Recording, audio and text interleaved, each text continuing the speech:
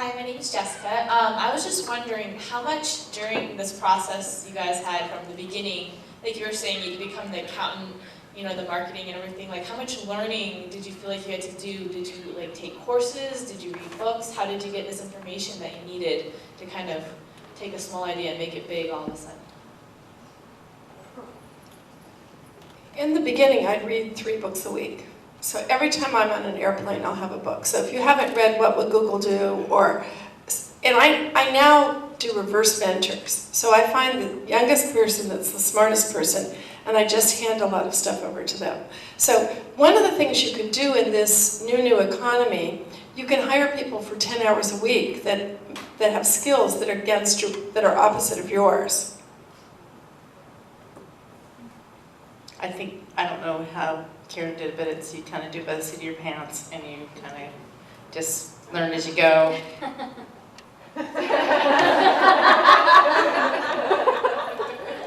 Yeah, definitely the beginning. That was totally the seat of the pants, fly by night kind of thing. And now in the last 5 years, I've gotten much more intentional about that. I went to UCLA and took their entrepreneurial development program, and that was huge. And now I belong to Vistage, which is a group of CEOs, and we meet once a month, and there's a leader of the group, and she really guides us all, and everybody there is in the same position. It's 12 people running a business, and all different kinds of businesses, and we all have the same issues. It's amazing.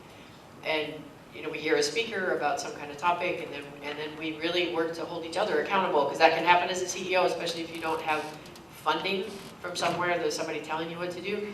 It helps, you know, kind of keep us on track and ask the hard questions, and that's been very valuable for me, and I really wish I had done it 20 years before. You know, I wasn't ready, obviously, but I didn't do it, but it's been very, very helpful. So networking, and I think you with the networks that you develop in school and the contacts, and there's so much more consciousness about that now, you're already way ahead of the game by knowing that, because you can access and leverage information instantaneously now, and the window of opportunity closes up so much faster now, because things move really quickly. So you don't have the luxury of a long runway. I think now people are after you really quickly. Okay, next question, anyone?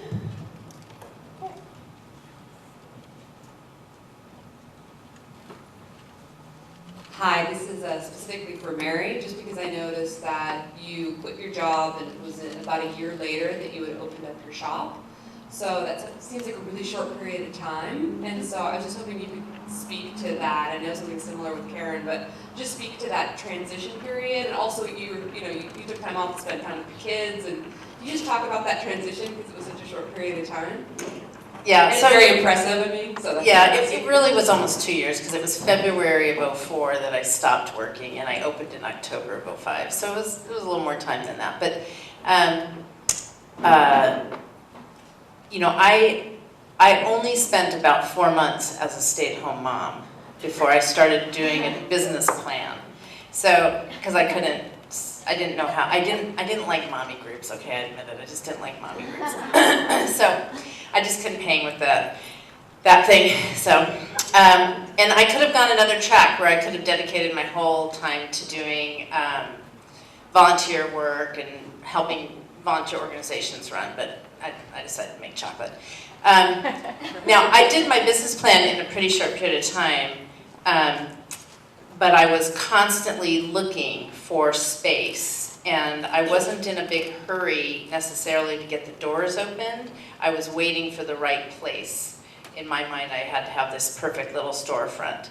And I found it. And then you have to move fast, because you're paying rent.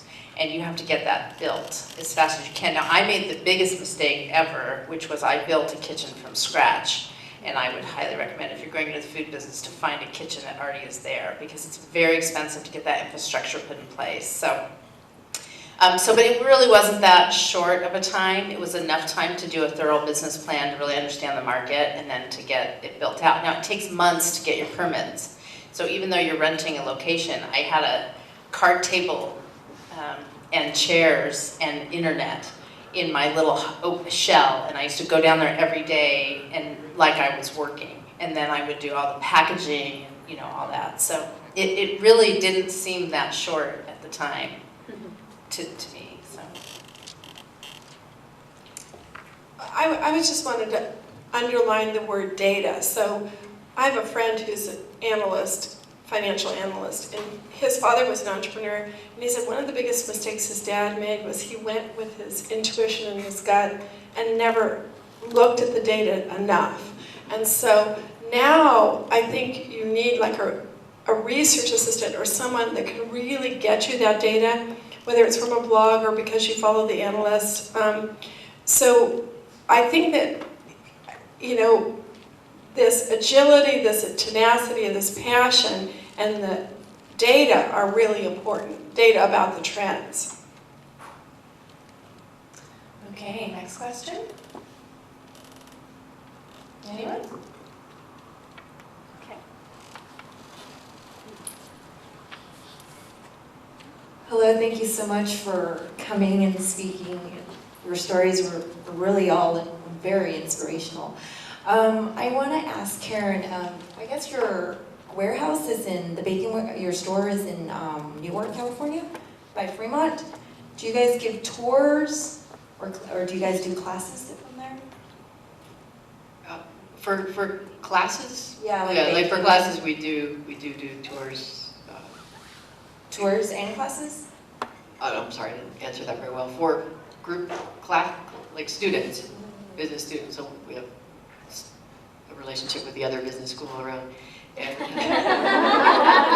so I don't know if that disqualifies us or not, but we're close to Stanford, and so we were in Menlo Park, and so we had a connection there, and so that has gone on. So it's been really beneficial for us as well, and so the business students, particularly the women's entrepreneurial group, will come over for a tour, and then it's worked out that we've had interns there, and then we do some speaking with them, and it's been fun. So yes, a long answer to that question, but as long as you set up in advance, just knocking on the door is probably always the best. Another question for Mary. I just want to let you know that I had been to your store before, and your chocolates are really pretty and really good. So if anyone wants to like buy a gift, that's like a great gift for people. I actually work at Intel, and I guess you used to work there? Yes. I actually work at in the cost team, so I think I believe my colleagues have told me that you used to work there. Do you ever miss it? So I was on that cost team, yes. That was one of my earlier jobs. And then I owned it because I ran all the finance systems my last job.